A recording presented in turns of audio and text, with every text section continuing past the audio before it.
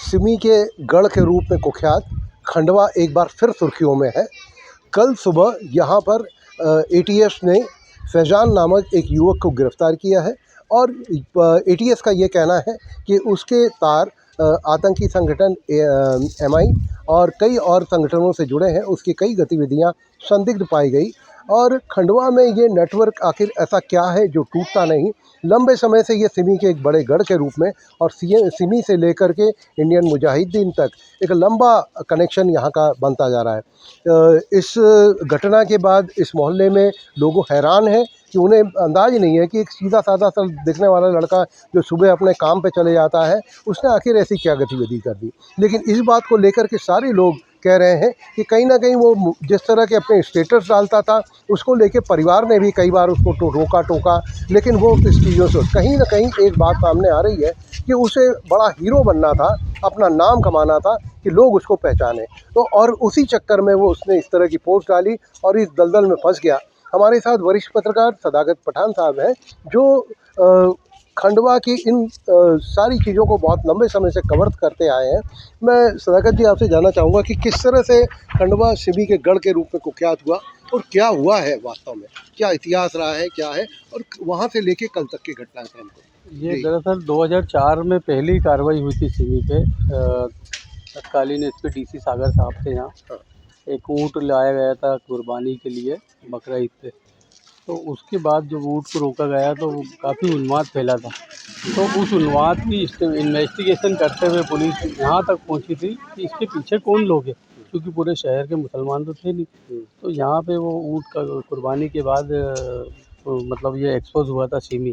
तो उसमें कुछ आपत्तिजनक साहित्य, उस समय सिमी प्रतिबंधित संगठन हो चुका था उस समय शायद उसमें हाँ प्रतिबंधित कर दिया था, लेकिन उनकी गतिविधियाँ चल रही थी। तो वो घरों से कुछ साहित्य बरामद हुआ था, फिर कुछ लड़कों को पकड़ा था, 8-10 लड़कों को, उन पे केस बने थे 153 के। तो उसके बाद से लगातार मतलब उसमें कुछ शामिल जो 5-6 लोग थे उनका तो इनकाउंटर भी हो चुका है। लेकिन ये पूरी तरह अभी तक जो है नेटवर्क जो डिस्पोज भी हुआ है, क्योंकि जिस समय उन एनकाउंटर होने के बाद खंडवा से वो जेल तोड़ करके भागने की घटना हुई, उसके बाद भोपाल की घटना हुई और इसने इस खंडवा को बहुत कुख्यात कर दिया और मध्य प्रदेश के सबसे अति संवेदनशील शहरों में। तो अभी ऐसा क्या हुआ कि ये तार अभी तक जुड़े हुए हैं? क्या वो नेटवर्क ध्वस्त नहीं हुआ है या क्या कारण इस घटना को मानते हैं?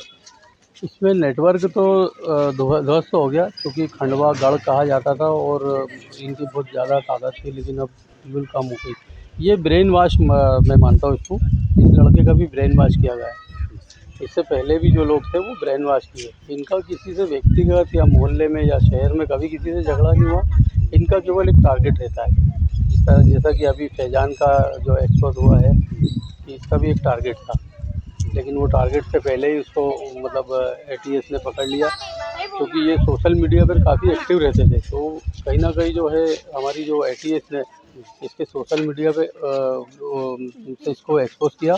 और जो फैजान की कुंडली, ये समझ लो आप 1-2 दिन में नहीं बनी। फैजान की कुंडली पिछले 1 साल से एटीएस बना रही थी, उसकी हर गतिविधियों पे नज़र थी। अब जैसे ही देखा, इसको 6 महीने पहले भी ले गया था एटीएस ने, फिर 6 महीने पहले इन कोई प्रमाण नहीं मिलने पर एटीएस ने छोड़ दिया था। लेकिन इस बार बता दें कि एटीएस के पास पुख्ता प्रमाण है, उन्होंने मतलब विभिन्न धाराओं में इस पर प्रकरण दर्ज किया। नहीं, ये बात आपकी शायद इनके भाई से बात हुई, जिन्होंने कहा कि उन्होंने कई बार रोका और किस तरह की ये सारी चीज़ें हुई और लेकिन अभी वो बात करने से इनकार कर रहे हैं। नहीं, आज सवेरे मेरी बात हुई थी उनके भाई से, तो वो दरअसल अगर वो घबराए हुए हैं दिन भर से, क्योंकि उनके पास मीडिया वाले आ रहे हैं इसलिए। लेकिन उनके भाई का ये कहना था कि ये स्टेटस जो डालते थे आतंकियों के स्टेटस, और उसको लेकर इनके रिश्तेदार और ये भी फ़ोन किया करते थे इनको कि ये स्टेटस डालने का इनको मना करो।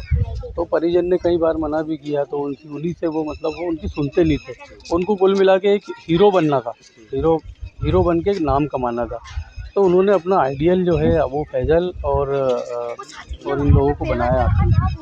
कुछ इसमें उनके पास वीडियो साहित्य, और ये इस तरह से इन्होंने अपने पास सेव करके रखा था। तो पुलिस ने एटीएस ने इसको ठीक समय पे मतलब एक्सपोज कर दिया और साथ में भी मतलब और अभी कोई और कौन है आगे इसकी कुछ इन्वेस्टिगेशन ये बात आ रही है कि जो जिस तरह का अटैक को सिंगल व्यक्ति किसी पे अटैक करना, तो खंडवा में ऐसा क्या दिखता है? खंडवा में था या बाहर इसके कोई कनेक्शन थे? ये बताते हैं कश्मीर भी गया था, या रकीब जो है कलकत्ता में जो बंद है उससे भी इसके कोई कनेक्शन थे? जी, अभी जैसे कि यहाँ पे कुछ इसी क्षेत्र के और उसके साथ रहने वालों से जब मैंने बात की, क्योंकि वो क्या है कैमरे पे कुछ नहीं बोल रहे हैं, तो उनका ये कहना था कि ये कश्मीर गया था और जो स्टेटस इन्होंने डाले हुए हैं व्हाट्सएप पे, तो व्हाट्सएप के स्टेटस वो लोगों को लड़कों को बताता था कि देखो मेरा स्टेटस एटीएस ने भी देख लिया, एटीएस के जवान देखते मेरा स्टेटस तो वो भी मेरा कुछ नहीं बिगाड़ते। तो कुल मिला के वो खामोशी और फिर अभी अचानक फिर एटीएस ने जो कार्रवाई की, तो उनके पास कुछ ना कुछ प्रमाण है, तो पुख्ता प्रमाण होगा इसको पकड़ने के लिए। तो कुल मिला के ये है इस तरह से ब्रेन वॉश के केस आते रहते एक दो पूरी तरह से अभी ध्वस्त नहीं हुआ यहाँ से नेटवर्क जो है आईएन का और सीमी का नेटवर्क पूरी ध्वस्त आप नहीं मान सकते, क्लीन नहीं हुआ अभी। तो ये जो बात है कि एक व्यक्ति की गलती से आज वो परिवार पूरे शहर के ऊपर भी एक बदनुमा दाग लगा है, और खंडवा इस कलंक से मुक्त नहीं हो पा रहा है। आखिर क्या इसके पीछे और कैसे टूटेगा, और इसकी बड़ी कीमत यहाँ का पूरा मुस्लिम समाज चुका रहे हैं। बिल्कुल, क्योंकि क्या है कि अब कल भी हम इनके परिजनों के घर गए थे, तो वो लोग बाइट देने से इसलिए इनकार कर रहे थे कि कहीं ना कहीं व्यवसाय जुड़े। बोले भैया हमारे बच्चे ने गलती की, हमने तो नहीं की है। तो दोनों के परिवार वालों का यही कहना था कि भैया कहीं ना कहीं हमारे व्यवसाय पे, हमारी नौकरी पानी पे असर पड़ता है इन सब बातों का, और हमारा तो ठीक है समाज पे भी इसका गलत असर पड़ता है। तो कहीं ना कहीं इन लोगों की काउंसलिंग होना ज़रूरी है, क्योंकि अब तक के खंडवा में इतने केस निकले सीमी के ब्रेन वॉश वाले लड़कों के किए गए, लेकिन किसी का इन्होंने काउंसलिंग अभी तक नहीं की। तो इनको कम से कम जब ऐसा पता चलता है कि ये गतिविधियों में है, तो इनको एक बार काउंसलिंग देना चाहिए मैम। नहीं तो ये समाज के स्तर पे चाहते हैं, या जैसे पहली बार परिवार को ये चीज़ आई तो परिवार में नहीं लगा कि इसकी काउंसलिंग की ज़रूरत है? जैसे उन्होंने बताया था कि पुलिस को भी उन्होंने जानकारी दी थी। परिवार का ये कहना है कि अब हम कैसे काउंसलिंग करते, वो तो मतलब एकदम जो बोलते पक्के हो गए थे वो, तो हमारे बस की बात नहीं थी काउंसलिंग करना। तो फिर हमने उसको अपने हाल पे छोड़ दिया था कि जा अब तेरा जो भी होगा। इसलिए कल जब उनको पकड़ के ले गए ना, तो उनको ये नहीं पता था कि एटीएस ले गई है, एनआईए ले गई है, कौन सी एजेंसी। तो एक और महत्वपूर्ण बात सामने आई है कि घर के लोग रो रहे थे और वो हंस रहा था, उसे लगा कि एक कोई कामयाबी उसने हासिल की।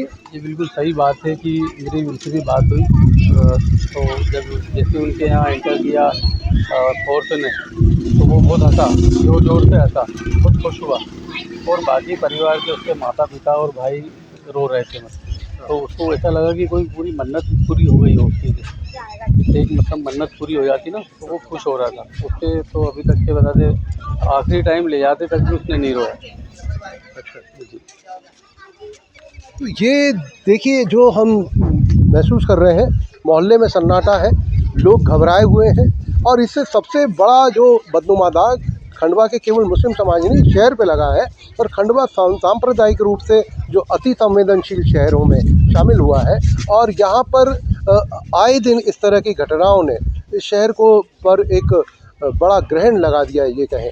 तो महत्वपूर्ण बात जो सामने आई है, हालांकि एटीएस के पूछताछ में और खुलासे होंगे और सामने आएगा कि ये नेटवर्क अभी कितना मजबूत है, या इस तरह के स्लीपर सेल के रूप में अभी भी यहाँ पे मौजूद है। ज़रूरत है खंडवा को पूरी तरह से इस तरह के तत्वों से मुक्त करने की। एमपी तक के लिए खंडवा से मैं जय नागड़ा।